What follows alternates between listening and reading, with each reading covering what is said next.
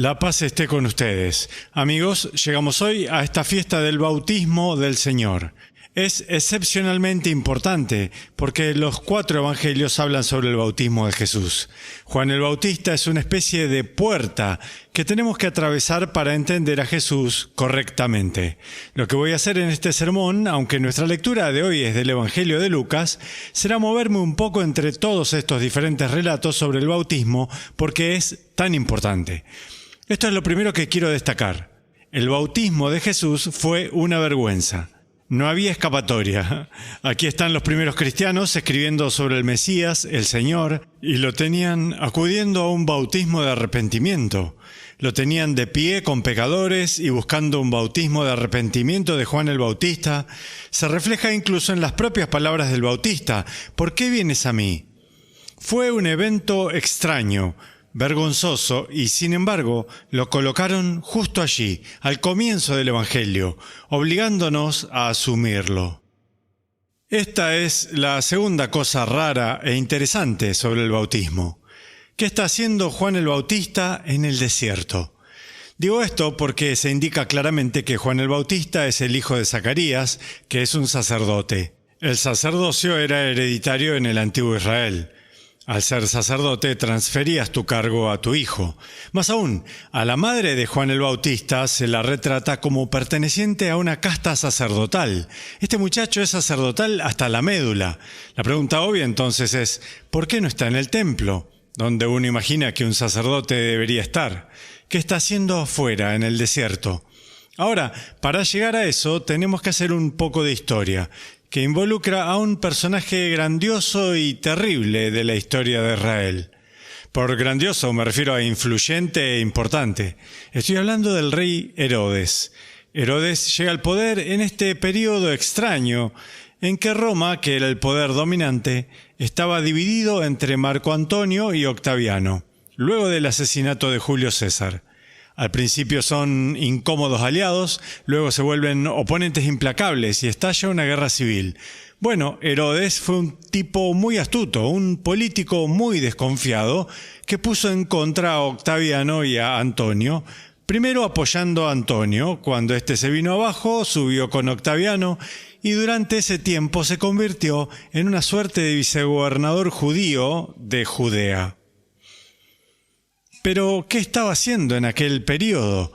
Estaba consolidando su rol como rey y, más importante, diría, estaba reconstruyendo el templo. Tengan en mente que lo que hoy llamamos el Muro de los Lamentos era una especie de muro de apoyo del templo renovado que Herodes construyó en aquellos mismos años, alrededor de los 30 a los 20 a.C.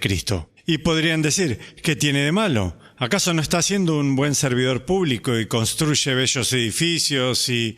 Sí, de acuerdo, pero tienen que interpretar todo en un contexto religioso. ¿Qué se esperaba del Mesías?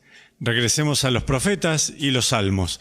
¿Qué se esperaba del Mesías? Bueno, sería el rey de las tribus de Israel reunidas y limpiaría y purificaría el templo, reconstruiría el templo. ¿Qué tramaba Herodes? Consolidación política, sí. Moderar a los romanos, sí. Pero también tenía el proyecto de convertirse en un personaje mesiánico. Por eso decimos que Herodes era un gran personaje, pero también un personaje muy extraño y peligroso. Y para consolidar su poder en casa no dudó en matar a sus propios hijos. Pueden ver por qué alguien que está destinado a ser un sacerdote del templo. Estamos en los años a continuación de Herodes. Herodes muere alrededor del tiempo en que nace Jesús. En la época de Juan el Bautista no es el apogeo de Herodes, sino que están a cargo los descendientes políticos y culturales de Herodes, de la nación y del templo. Este personaje mesiánico falso, reclamando esta identidad para sí, y ahora sus descendientes están a cargo. ¿Comprenden por qué un fiel sacerdote del templo querría huir de allí? Juzgaría ese templo y ahora, en el desierto, establecería una especie de nuevo templo. Observen lo que está haciendo Juan.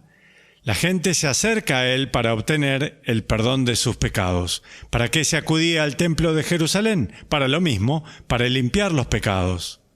Más aún, él les está predicando. Bueno, acudían al templo para escuchar predicar. Ahora lo escuchan de Juan en el desierto. Tal vez más importante, este bautismo.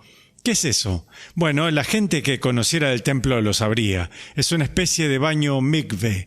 Esto es un baño que te preparaba para entrar al templo, para orar y realizar sacrificios. Juan entonces debería estar en el templo, pero está fuera, en el desierto, y ofreciendo el perdón de los pecados. Está enseñándole a la gente y les está dando baños para prepararlos. ¿Para qué? Pasemos ahora al Evangelio de Juan. Con todo eso como trasfondo, Jesús llega a las orillas del río Jordán. Juan lo ve. Él dice, miren, allí está el Cordero de Dios. Repetimos sus palabras, ¿verdad? En cada misa, cuando se elevan las especies consagradas y decimos, este es el Cordero de Dios. ¿Qué está diciendo Juan? Recuerden, él es un sacerdote del templo. Está protestando contra el templo de Jerusalén dirigido por Herodes y su gente bajo el falso Mesías. Está fuera en el desierto con un nuevo proyecto de templo. El perdón de los pecados, la predicación, el baño mikve para preparar a la gente para el sacrificio. Al decir, miren, miren, allí está el Cordero de Dios, está diciendo, este es el que ha venido para hacer el sacrificio definitivo, por el que finalmente nuestros pecados son perdonados. ¿Para qué vino Jesús? ¿Para enseñar? Seguro. ¿Para curar? Sí. Pero vino, nos lo recuerdan los padres de la Iglesia, para morir. Y no me refiero a eso de una rara forma masoquista o sádica. Vino para ser el Cordero de Dios, para hacer el sacrificio para el perdón de nuestros pecados.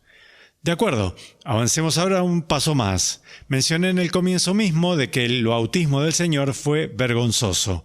Y lo fue para los primeros cristianos que intentaban descifrar esto. ¿Por qué el Hijo de Dios, observen esto, descendería a las barrosas aguas del Jordán, parándose junto a los pecadores? Así eran todos los que se acercaban a Juan. Eran pecadores. Cualquiera que pasara caminando y viera a Jesús podría decir, bueno, allí está un pecador más. Bueno, ¿cómo sería eso posible? La respuesta es porque Él es el Cordero de Dios. Cuando se traía un cordero al templo, y la ley ordenaba que fuera un cordero impecable, se lo presentaba al sacerdote.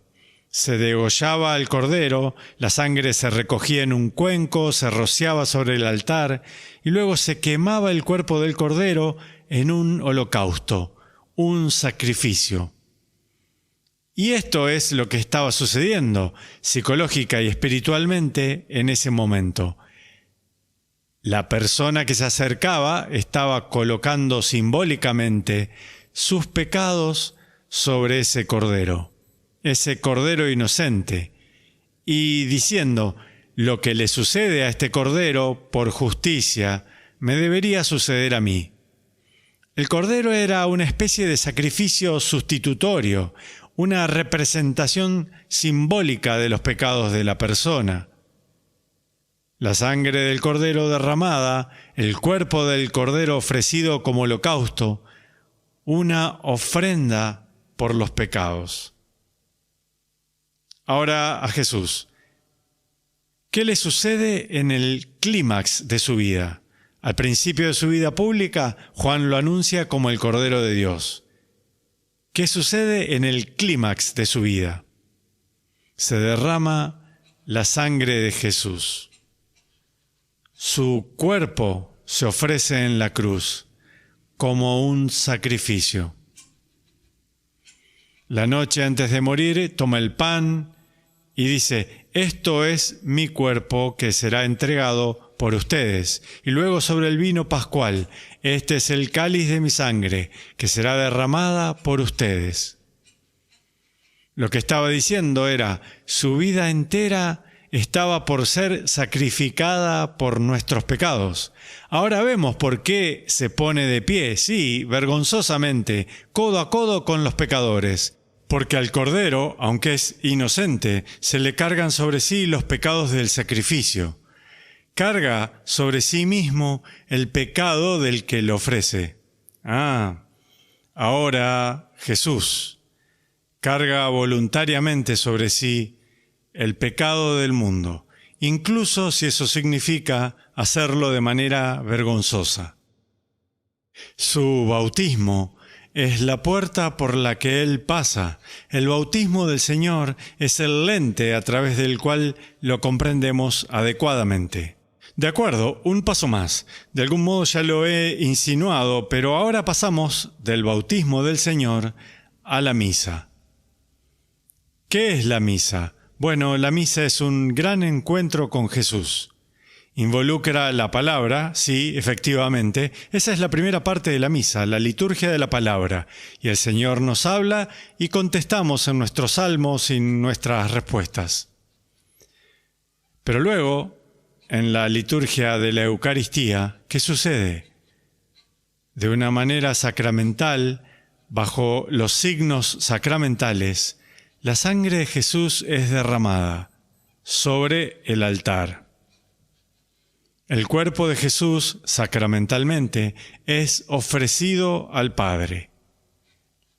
Lo que vemos en la misa es la recapitulación del gran sacrificio de Jesús, por el cual Él quitó los pecados del mundo.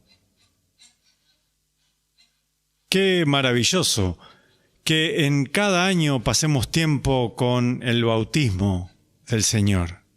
Miremos fijamente a este evento extraño y desconcertante, y sí, bastante vergonzoso, porque es a través de este acto que Jesús nos salva de nuestros pecados.